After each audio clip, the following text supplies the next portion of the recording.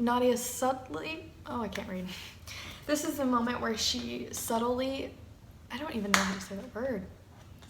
She subtly implies, I think so.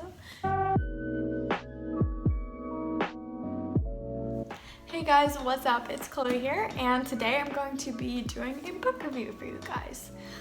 So I thought for a really long time how I wanted to do this book review because I kind of wanted it to be a little bit different than what you normally see, but I didn't really know how I was going to do that. So I started to think about what kinds of things I look for in books and why I like the certain books I like and all that stuff, and I kind of narrowed it down to I like my favorite books for their quotability. So in this review, I'm going to have like the standard plot summary and then my rating, and then I'm going to share with you guys some of my favorite quotes from this book because I think that it's really well written and I think it has a lot to offer, and I think that's a more interesting way to kind of assess a book and if or not you're going to like it. So today I'm going to be reviewing Exit West by Mohsin Hamid, and I found this book from a Bookstagram account.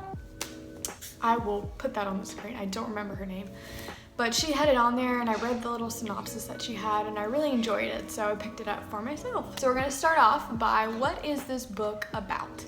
This is about two young people named Nadia and Saeed, and they're living in the middle of a civil war in their home country, and they fall in love, and these magic doors start to appear all around the world where someone can walk through them and they would come out the other end in a completely different place, in a new country. I almost said new world. They would come out in a new country, a new place, and they could start over. And so all of these people who are in the middle of these wars start to go through these doors to seek refuge from all the violence that's going on in their hometown. So I think there are two reasons why you would be interested in this. I think it has really great political commentary on immigrants and the struggles and also just the whole inner workings of it. I think it does a great job of looking at humanity and the way that we humanize or dehumanize people. But I also think, if you're not into that, that you would super enjoy this book if you want a good love story, because I think it's very realistic. Personally, I read a lot of books that are love stories, or they have love as one of the main things, and it doesn't feel very real. Either, you know, they fall in love really fast and they just stay together forever, or they fall in love really fast and they fall out of love really fast. And I don't think that's usually very true to life. And I think that this book does a really good job of not doing that. It's very gradual. It's a very, you see the changes, but they happen and you haven't really realized all the things that have led up to it. And I think that's, you kind of realize with the characters that this is not something they feel anymore. So I think that's I thought that was done very well. Overall, I would give this book 5 out of 5 stars. I really, really enjoyed it. I think it's written very well. I think that the characters are fleshed out nicely. I think it's realistic, and I think it really makes you examine the way you think about other people and the way you view other human beings in a way that we forget to do a lot of the time. So, without further ado, I'm gonna hop into the quotes. When I get towards the end of the book, some of them will be kind of spoilery, so I will let you guys know when you need to click off if you don't want to know what happens at the end. So the first quote I'm going to read to you guys is actually from the second page of the book, and when I first read this, I just knew that it was going to be written very well. So here we go, we're going to read it. He writes, "One moment we are pottering about our errands as usual, and the next we are dying, and our eternally impending ending does not put a stop to our transient beginnings and middles until the instant when it does." And I just think that's written so well, and it's so pretty, and I think it's true. I think when chaos comes into our lives and things start happening that we don't really know how to deal with, we try to maintain that normalcy until we can't anymore, and it's just, there's nothing else that we can do about it. Saeed was filled with love and a desire for peace, that peace should come for them all, for everyone, for everything, for we are so fragile and so beautiful, and surely conflicts could be healed if others had experiences like this. And then he regarded Nadia and saw that she was regarding him, and her eyes were like worlds. Okay, our third quote here. I actually have something written here. Oh, okay. I took notes while I read because I'm a nerd. And some background on why I highlighted this. I am a communication / public relations student in college. So part of my studies is that we study different cultures and we examine the way they work that's different to us and just different things about them and trying to understand differences between people and basically how to communicate with that.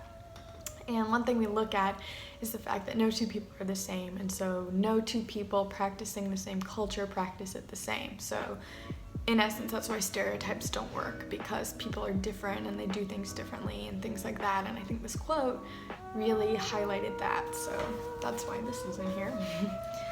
She understood also that the Nigerians were in fact not all Nigerians. Some were half Nigerians or from places that bordered Nigeria, from families that spanned both sides of a border, and further that there was perhaps no such thing as a Nigerian, or certainly no one common thing, for different Nigerians spoke different tongues among themselves and belonged to different religions.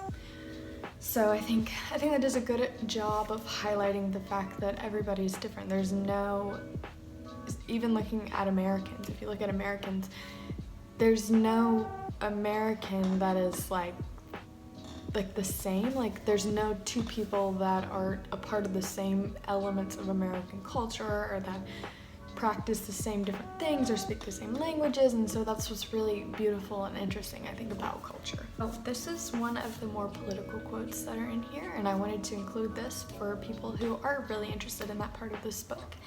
And this is coming from Nadia, and she is comparing they call the nativists the people whose countries they come into from like the other doors. So I'm pretty sure this is London. They've come from some Middle Eastern country into London, and she compares the people have retaliated. They've gotten angry that there are these people invading their homes, and they've retaliated violently, and so she's comparing them, considered the good guys, to the people back home that are attacking her homeland, which are the bad guys.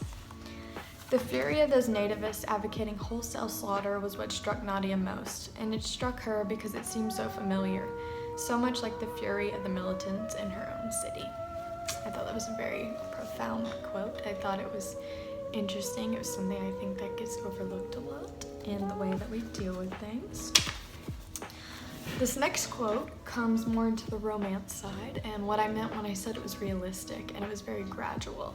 I don't think it's a spoiler to say that it follows their love story. It follows the very beginning, where it's like that honeymoon period and then they slowly falter out of that. And I don't think that's a spoiler. I think that's any relationship to say that. So she subtly implies that she does not love him the way she used to love him. And I want you to pay attention to the language that's used, because it's a very minute difference, but if you pay attention, she's not outright saying I don't love him anymore, but the way we talk about situations and we talk about things impact the way we think about them. And so listen to the way she uses past tenses in this quote. And she realized she had not in her life felt so strongly for anyone in the world as she had for Saeed in the first moments of those first months when she had felt most strongly for him. She uses all past tense in this sentence. It's had, and it's the tiniest little change in the way she thinks about him. It's no longer present. She no longer loves him that way anymore, but she's not really outright saying that. So I think that's, it's an important point. These next few quotes all hit on one point that I want to make, and that is the idea of nostalgia in a relationship, which I think this book also covers very well because, well, okay, I'm gonna cut this at spoiler point.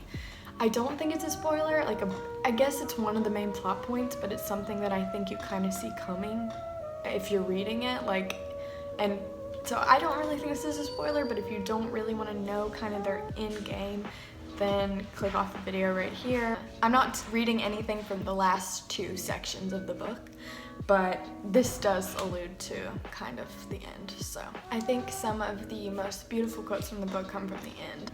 The last point that I wanted to make was the idea of nostalgia in a relationship, and once it has ended, the way a lot of times we look back on things and we say, oh, I want to go back to that, I want to be back with that person, I miss them, but we really don't, we miss who we were and who they were and what relationship we had at a certain point.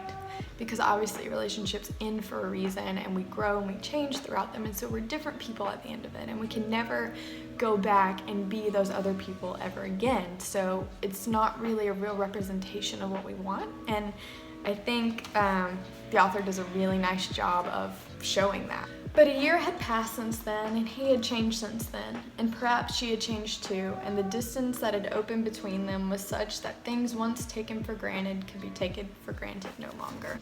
She felt bits of the old Saeed returning. She wished, therefore, that she could be the old Nadia. So, you know, I think that really, it hits that, like, you're different now, and it's the two old versions of you that were good together. It's not who you are anymore, and that's not a bad thing, you know. That's how we are. We grow, we change, and that's an important part of a relational life, while also themselves quietly feeling that fear. The fear of the severing of their tie, the end of the world they had built together, a world of shared experiences in which no one else would share, and a shared intimate language that was unique to them, and a sense that what they might break was special and likely irreplaceable. Both would also wonder if this meant they had made a mistake, that if they had but waited and watched, their relationship would have flowered again, and so their memories took on a potential, which is of course how our greatest nostalgias are born. I think this one quote in particular makes another good point about the way we create reality with the people that we love and in every relationship. And I think all this really helped me in my studies when I read this book, because a lot of it can be applied to theories that I've read about and things that I learned in class. And one of those things we talk about is the idea that we co-create reality with people. So they mentioned the shared world and the shared language we have. When you have a relationship, not just romantic, with your family members, with your friends, you build a sense of this personal thing that is irretrievable once it's over. So I think that's why it's so hard for us to let go of those relationships sometimes, because we've invested time in it. We have little things that only the other person knows about you. You shared moments that can never be created again with anyone else in the exact same way. And I think it becomes so hard to let those things go. And then, you know, when we do, we create that sense of nostalgia that we can never get this back. So the last quote that I want to read is one that I think is important. It doesn't have to do with love. It doesn't have to do with, I mean, I guess it kind of has to do with love, but it's not political. It's not anything like that. It's just something that is innately human. It's something that I think we forget often and that we need to remember. All of us, every man and woman and boy and girl, and we will too all be lost by those who come after us and love us. And this loss unites humanity, unites every human being, the temporary nature of our beingness and our shared sorrow, the heartache we each carry and yet too often refuse to acknowledge in one another. I think that's one of the most profound quotes in the whole book. I think it says so much about who we are as people and how easily we forget that we are one people, you know? We're all together, and we have to put aside our differences, and we have to come together, and we have to learn to love each other, and the world would be better. If you have any book that you'd like to recommend me or you'd like me to read and review, let me know, because I'm always looking for new books to read and I super enjoy it. If you enjoyed this video and you'd like to see more content like this in the future, please like this video and subscribe to this channel for more. Bye!